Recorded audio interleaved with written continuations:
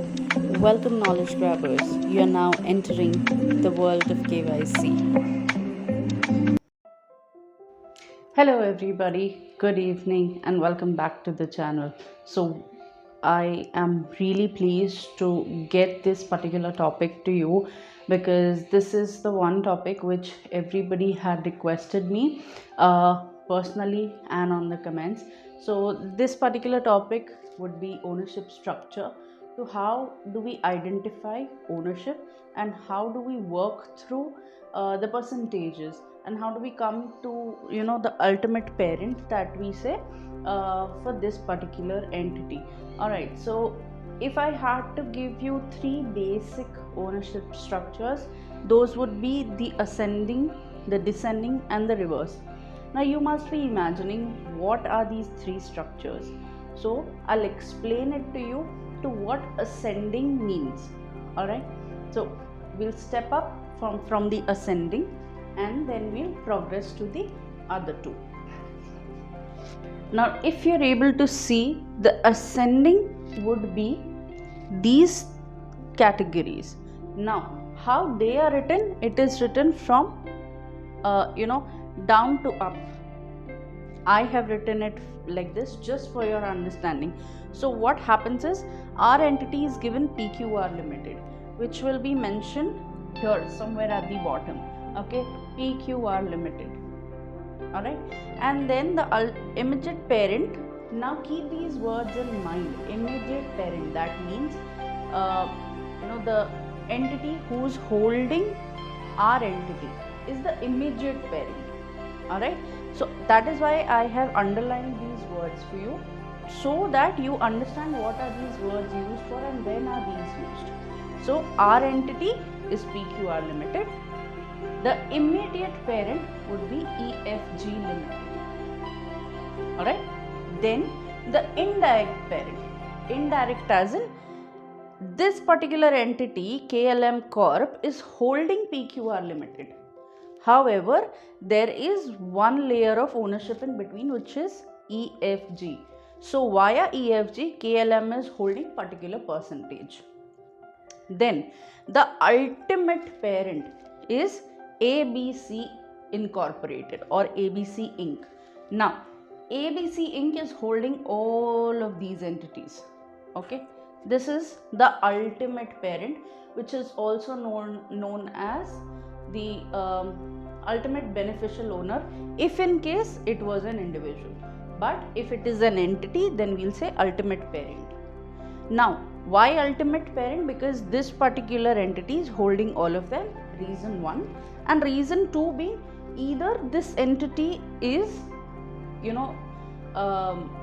listed on a approved stock exchange, or it is regulated by a regulator, an approved regulator, of course.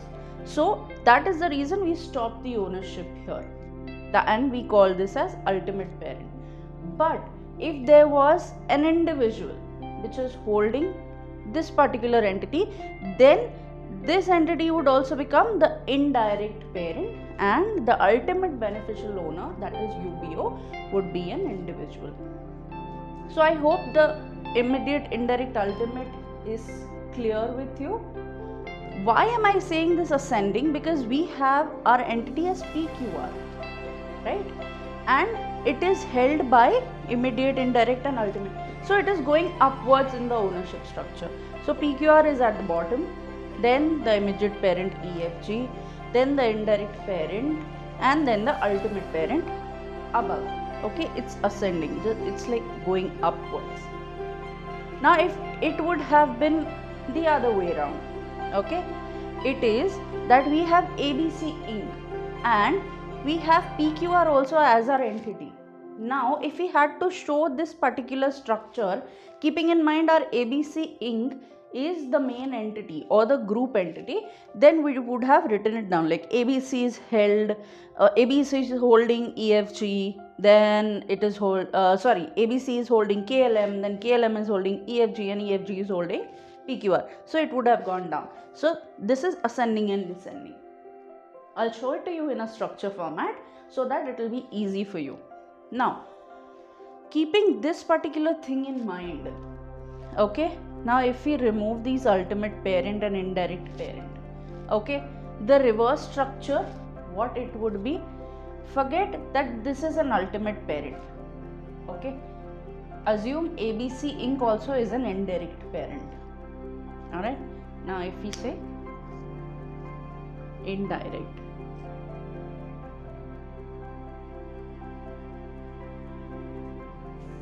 alright, that means there is somebody else holding this entity again. Okay, now we need to see who's holding. Is it some other entity apart from these, or is it one of these? So for an example, KLM Group is holding ABC again. Okay, KLM is holding 25% in ABC. This becomes the reverse structure. That means one of the indirect parent is again holding ABC. ABC is holding KLM. So this is how the structure works. Alright. What I'll do is now I will show you in a structure format. This is just for your understanding to what is entity, what is immediate parent, what is indirect parent, and what is ultimate parent. Alright. Now I'll show you how it is shown in the structure format. This is ascending. We'll continue with ascending again in a structure format. Now if you're able to see this particular structure, I have mentioned ascending, where our entity or our facing client is PQR Limited. Alright, then it is held 100% by EFG Limited, which is the immediate parent. Then it is held 100% by KLM Corp, which is an indirect parent. Then it is held 100% by ABC Limited, which is the ultimate parent, and it is regulated. Because it is regulated, we are treating this as ultimate parent. I hope this structure is quite clear to you. This is the basic structure that I am showing. There are multiple other structures which I will be doing it in the next video, which are a bit complicated.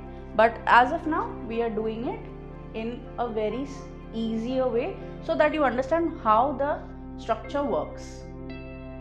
So this is for ascending. Now this is descending. It is just the opposite side. So PQR comes on the above and ABC comes below. Now these are the ways that the annual reports can be presented. So just for you to not get confused that PQR may be the ultimate parent, that is the reason I have shown how descending works. So PQR is our entity which is owned 100% by the immediate parent, which is EFG. Then it is owned 100% by KLM Corp, and KLM Corp is ultimately owned by ABC. So all these entities are ultimately held by ABC, and these are like subsidiaries of that. Alright, and because ABC is regulated, hence we are treating this as an ultimate parent. I hope now it is clear to how ascending would look and how descending would look. Alright, ascending just goes like this. So PQR will be our entity, our facing client would be down here, and in descending the facing client would be up somewhere.